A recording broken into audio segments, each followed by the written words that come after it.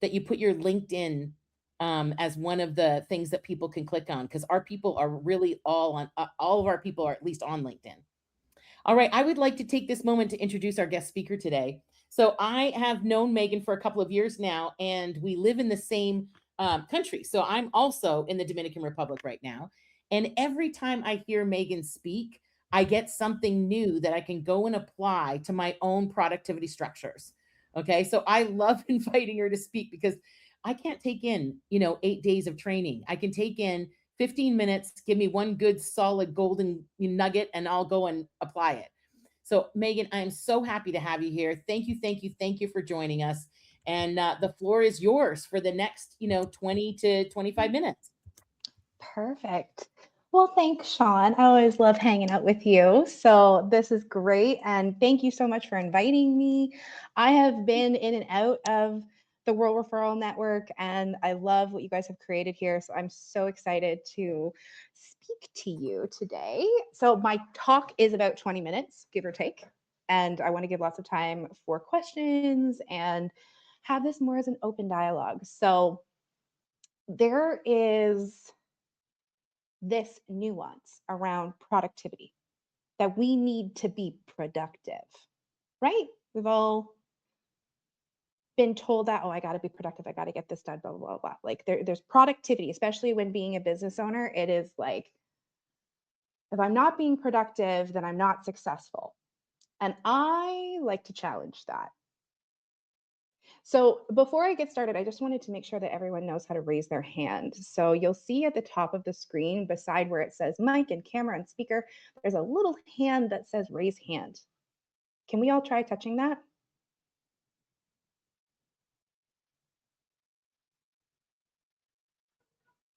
We all see it. When you touch it, it turns green. And that's how you can raise your hand. So if I ask a question, you can raise your hand. So I just want to make sure I can see them. So can everybody try that for me? I guess I'm the only one who can see them and hear them because they're all up. Oh, okay, great. Well, I'm I'll glad let to you hear know if them. someone raises their hand. Okay, awesome.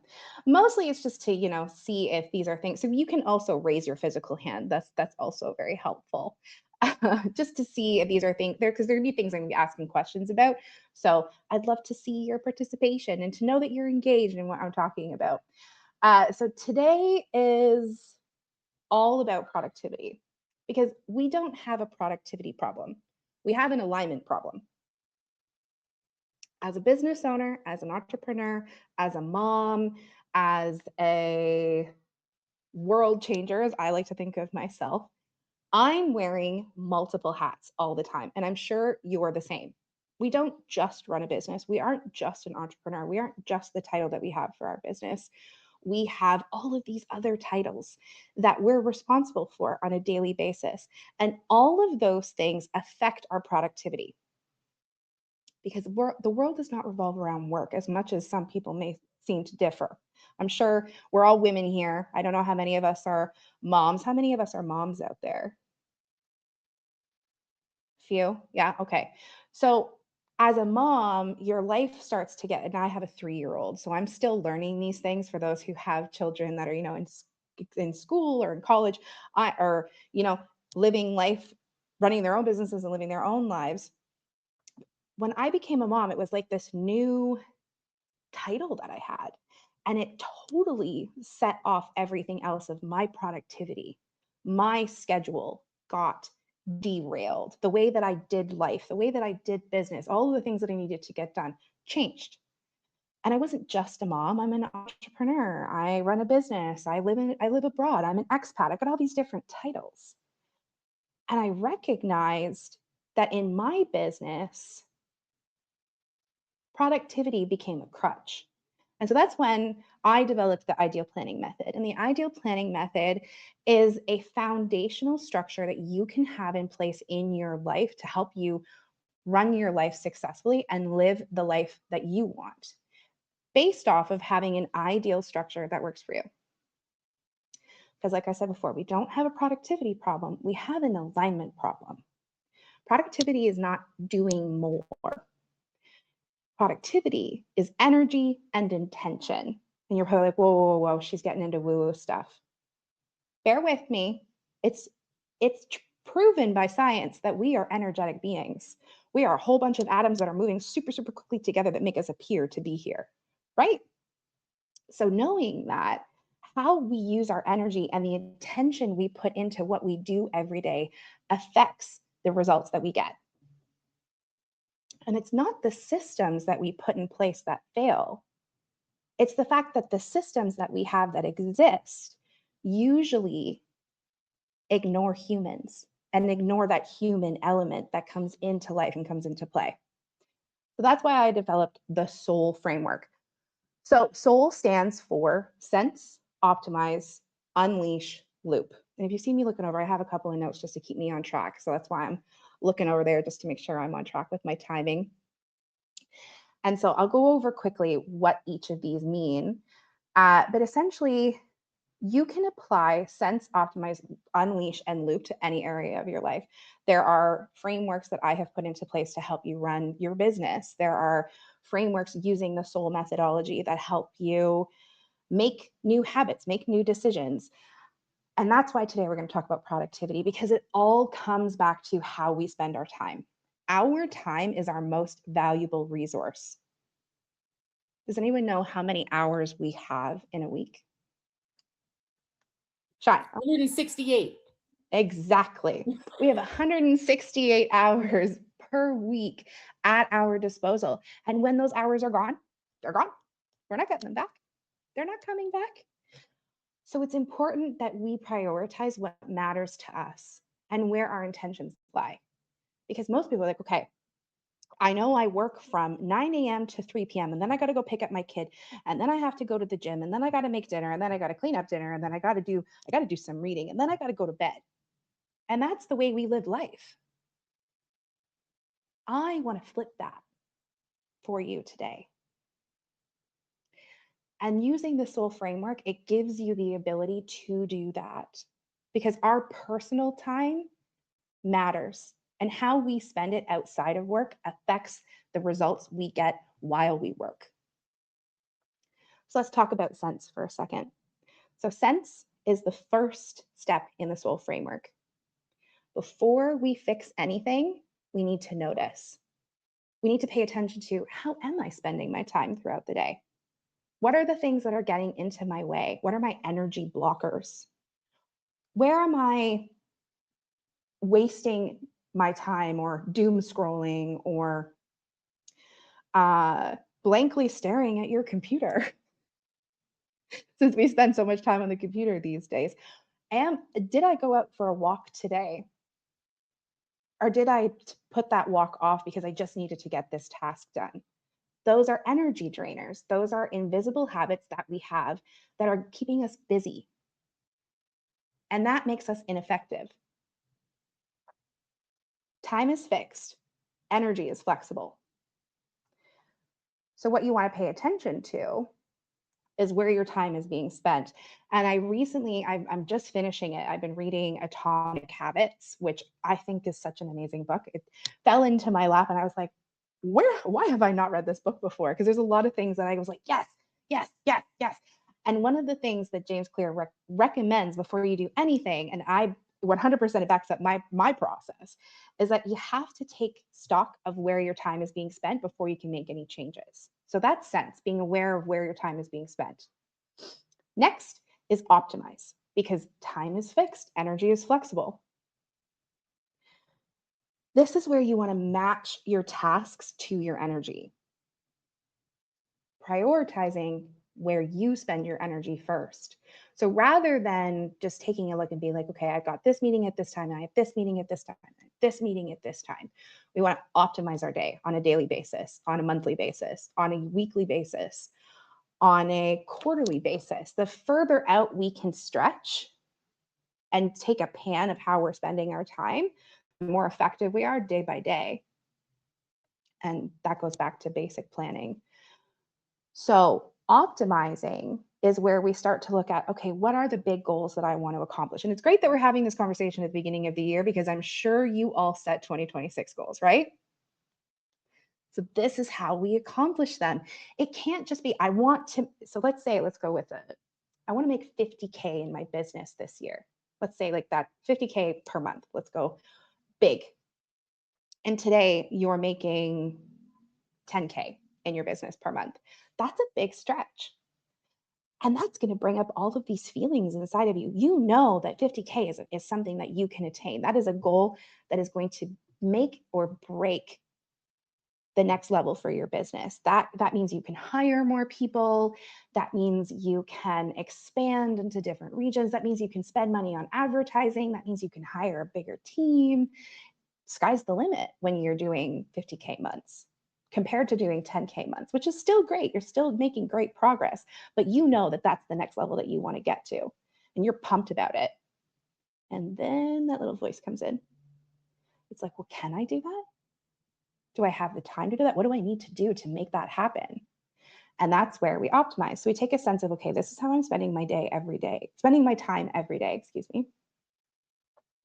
And I know I want to accomplish this goal. So how do I accomplish it? So you write out all of the things that you want to get done. You got this big list of I got to do this step, I got to do this step, I got to do this step. And then you look at your day and you're like, I can't fit in an extra time block. I don't have an extra hour to spend on this. How am I going to accomplish this goal? And that's where optimizing comes into play. So optimizing is doing things based off of how you feel energetically, not how your time is being spent, because time is an illusion when you have the energy behind what you're doing, right? We've all gotten into those flow spaces where like hours fly by because we love what we're doing, or we think that something's going to take us hours to do, so we put it off when really we could have gotten done 5 minutes.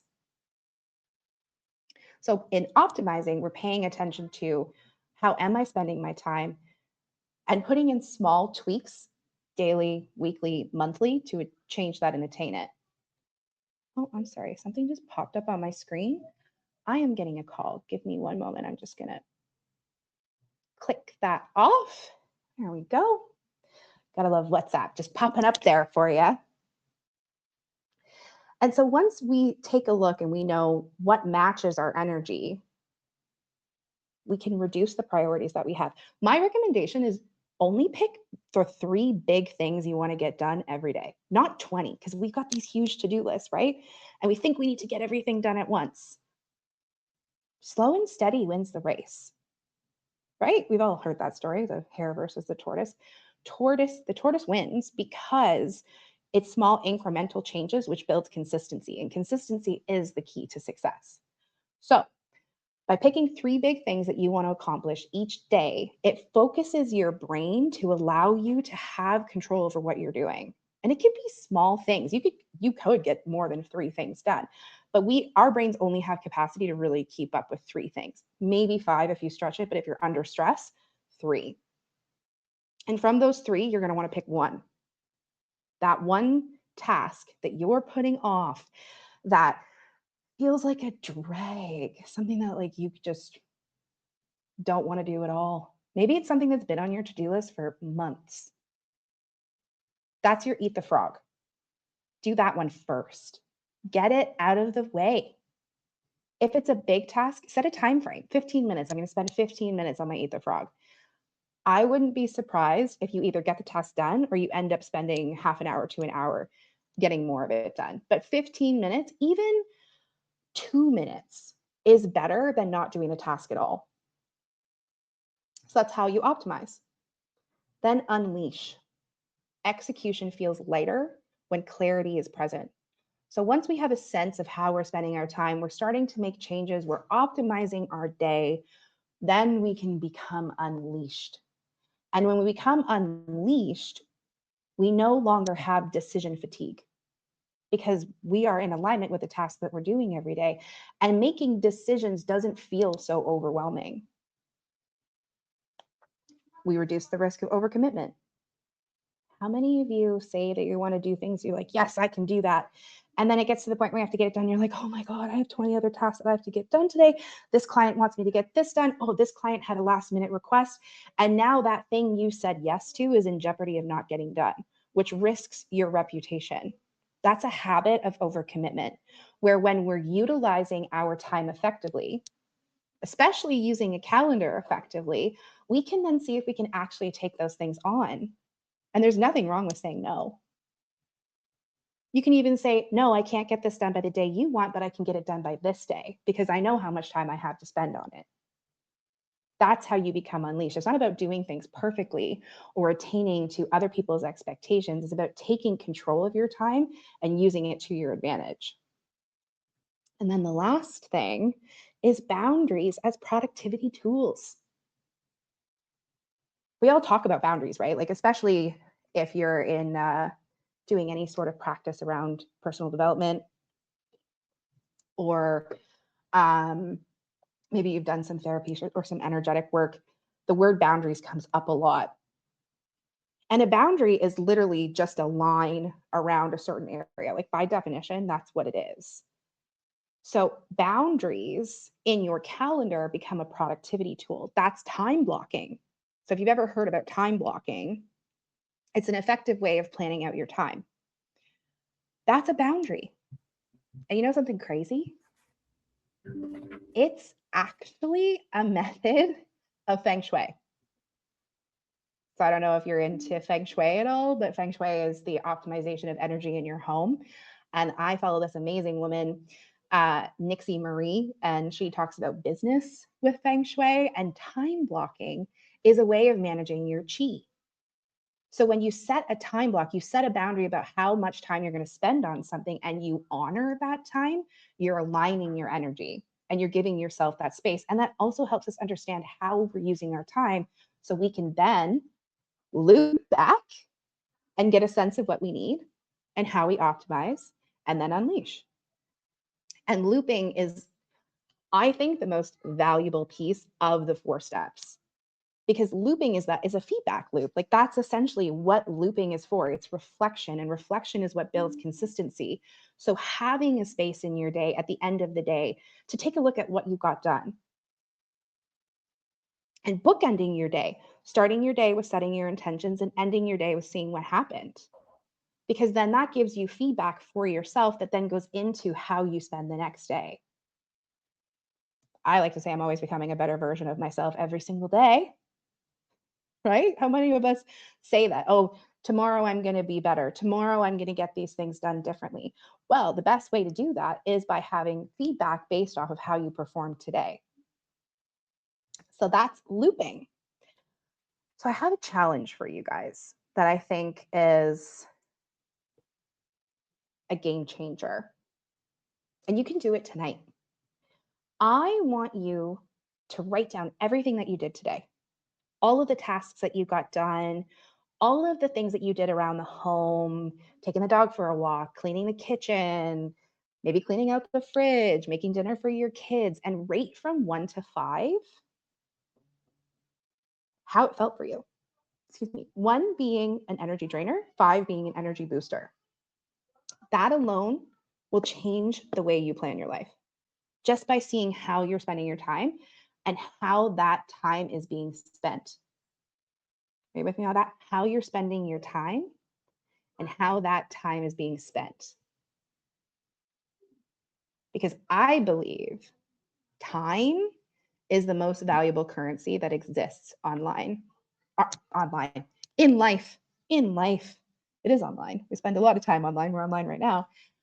But in life, we don't get our time back. It's like, I don't know, I was thinking about it today and I was like, wow. I'm 34, so I'm still a young chicken. But I was like, wow, I've been doing this for 10 years. A little longer than that, actually, but I was talking to someone, I was like, wow, I met you 10 years ago. That's crazy. And I was like, it's gone by in a flash. And then you think about all of the things that you've accomplished and all the things that you've gotten done. And that's the value, is the celebrations, the accomplishments, the things that you've done, watching your kids grow. That is where life becomes worth living. It's not about making the 50K. That's something that you can definitely get done. But if we're appreciating how we're spending our time and how we're spending our energy, we will get to that goal. That's inevitable. So that's my spiel. That's my little conversation about how you can apply the SOUL framework to your productivity. If you'd like to connect with me, I am always open for a coffee chat. I'm going to I didn't put this into my link for some reason. I'm going to throw my Calendly link in the chat for you guys. I am transitioning my business right now. So my old business name is Wildly Digital, and my new business is Soulgorithm. So I'm still using my Calendly link from my old business, and for some reason it doesn't want to open. So I'll put that in there in a second. But if you're interested in booking a coffee and chatting with me more about how I can help you build your ideal plan for your life, come and talk to me. And if you're interested in learning about how I apply the SOUL framework to your business and how my team can help you execute on the tasks that you need to get done, I would love to chat with you. So yeah, any questions? Fantastic. Questions, yeah, buts, what abouts, all of those things. How many of you have structures for productivity set up right now? Whether they work or not, or whether you have some structures right now. Okay, good. How many of you have accountability structures set up where someone holds you accountable for what you said you do? Not so Okay. much. Okay, good. And how many of you are not getting as much done as you would like? Okay, good. So like Megan said, productivity is a skill. Like it's a muscle, right? It's a muscle that, and like all of our skills, we learned a little bit as kids, but what we learned was mostly how to not be productive, right? Like it's like you learn what not to do by looking at other people, right? It's like, I don't want to do that. I don't want to do that. Kind of like when you're finding what you want to do with your life in the world, you can go out and go, I don't want to do that. I don't want to do that. I don't want to do that. I don't want to do that. Or if you're looking for a spouse, he's not it. He's not it. He's not it. Right? Like that, right? So you got to look at workability. This is what most people don't look at, right, Megan? Like they don't look and see, they go to some productivity workshop, they take a ton of notes, they don't apply any of it, they pick one thing and they don't look to see if that one thing they picked is actually workable. Exactly. So workability is the number one thing. The reason why I love it, because I'm also an expert in productivity and I just love it. Like I love managing what there is to do. If you guys looked at my calendar, most of you would go insane just looking at my calendar because it's so pretty and colorful and full. But I work better running from my calendar. I'm not as effective or as efficient winging it. And I am the best winger you'll ever meet. You can put me in front of a group of people and I can wing a talk, no problem. Okay. But where I'm going to get benefit from it is in the structured follow up and being productive and talking to people after the fact. Right? Exactly. Like Megan knows if she sets up a one-on-one call with every single person who is in this room today, right? And she does that one-on-one call with every single person. Okay. She's got a certain percentage of chance of turning one of you into a new customer for her. If she doesn't talk with you and doesn't follow a structure and isn't productive with her follow-up, she's got zero chance. Right? It's like you can't win the lottery if you don't buy a ticket. 100%. Okay. And that's a consistency piece. Yeah. And consistency is everything. Consistency beats creativity every single day. Every single day. And I'm creative, right? But consistency still beats creativity. So where is your biggest breakdown in productivity? Where is your biggest breakdown? Where is the place where you suck at being productive? Where's that place? Because now we're really going to make a difference. Between Megan and I, we're going to bookend you. But you got to be willing to be honest, Kathleen and Casey and Bianca and Mallory and Alex and Hamna. I'm not saying Aurelia because Aurelia is on a call with me at least every 2 days trying to get her shit together. Right? She's at work on it. Right, Aurelia? You're at work on it. Yeah. But what about the rest of you? Where do you fall down? Like I was talking to somebody yesterday, and where he falls down is every time one of his kids or his wife has a breakdown, his productivity goes to shit. Because he's now putting out fires instead of following a plan. So I'm going to give you my biggest tip for dealing with breakdowns. Okay. If this is the only thing you get out of attending here, right? Even though Meghan gave you 4 great steps, 4 great things to look at. If this is the only other thing that you get, it's going to be worth it. Book breakdown time into your calendar because you're having them. Whether you want them, whether you think you should have them, whether you like it or not, breakdowns are coming. A breakdown is an unforeseen circumstance, something you could not have planned for. And you're going to have breakdowns. So you might as well put breakdown time right into your schedule. Okay. I have breakdown times in my schedule every single day. Why? Because one of you guys is going to show up on a call with a breakdown that I'm going to have to deal with. Okay. So for you not to schedule time for your breakdowns, it's crazy town. It's why you're always behind. So I recommend 2 30-minute occasions, one before lunch and one before the end of your business day, where all you do is deal with breakdowns. Now, let's say you have your breakdown time scheduled for 8:30 a.m. and 8:30 a.m. rolls around and you don't have a breakdown. Are you going to have trouble filling that 30 minutes with stuff to do? I don't think so. Okay. In fact, in breakdown time, one of the things I do every breakdown time, if I don't have a breakdown, is I handle my email, which has like 50,000 emails in it, right? And I go through and I delete stuff. And, that's my email cleanup time if nobody shows up. So let me give you an example of how this works. Let's say from 9 a.m. to 9:30, actually, I usually have 2-hour times. So let's say from 9 to 11, I have it booked in to call out to people to find out how they liked a particular event. Although nowadays I'm going to hire Marilyn to do that because I can pay her in barter dollars and it's better that she does it than I do it. Okay. But let's just say that you have call outs designed from 9 to 11. And let's say at 8:55, somebody in your family calls upset and crying. They're crying so hard, you don't even know what's wrong. Okay. There's only one question to ask anybody who calls you with a breakdown. Did somebody die or is the house on fire?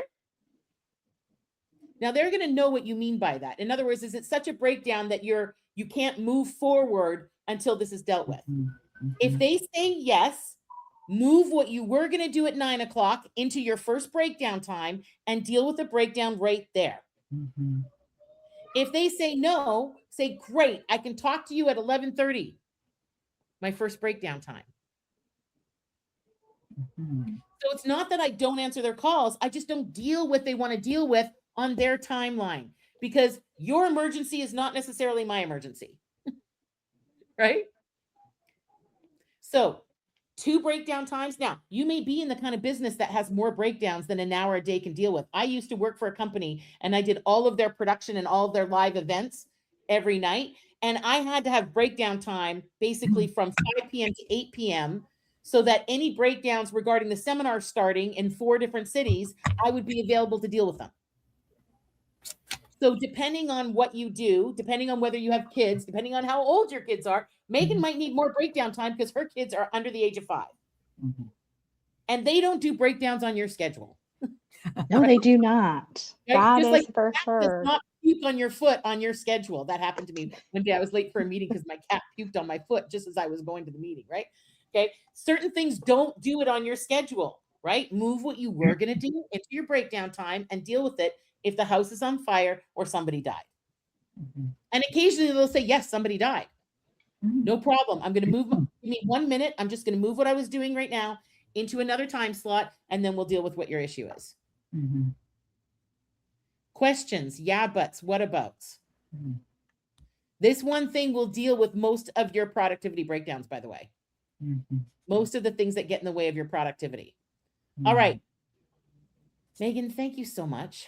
I'm sorry. I want to Oh, say, no, go ahead. Sean, before you get to the productivity part, you really know what the freak you want to do. And I'm still, so that's in my opinion, even more important than being productive. What do you want to do? How do you want to generate money? Well, you need to have a focus. Absolutely. Right. And you have a focus. You might not have decided how you're going to do it yet, but you certainly know what brings you joy. and you Yes. certainly know what you'd love to be paid to do full time, Yes. right? So there's pieces of it that you do know. You still Mhm. need breakdown time in your calendar right now, because part of your productivity is fine tuning that and then testing out various different iterations of that, which Okay. is the stage you're in right now. Can I Testing add things. something? Can I add Yeah. something to that too?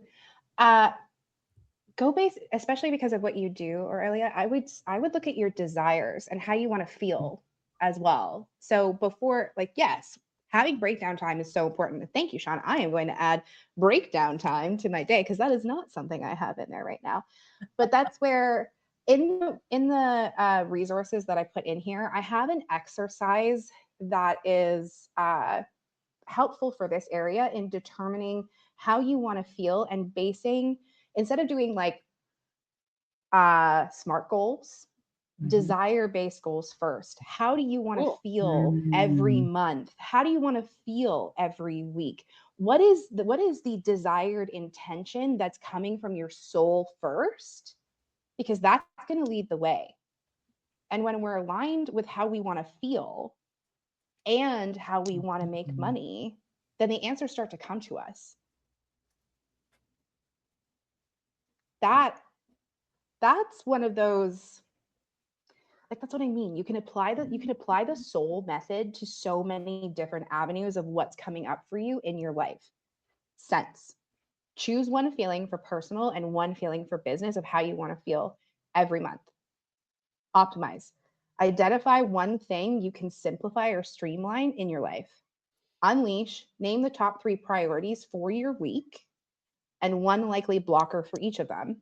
And then loop, reflect on how you did and celebrate or release it by Friday.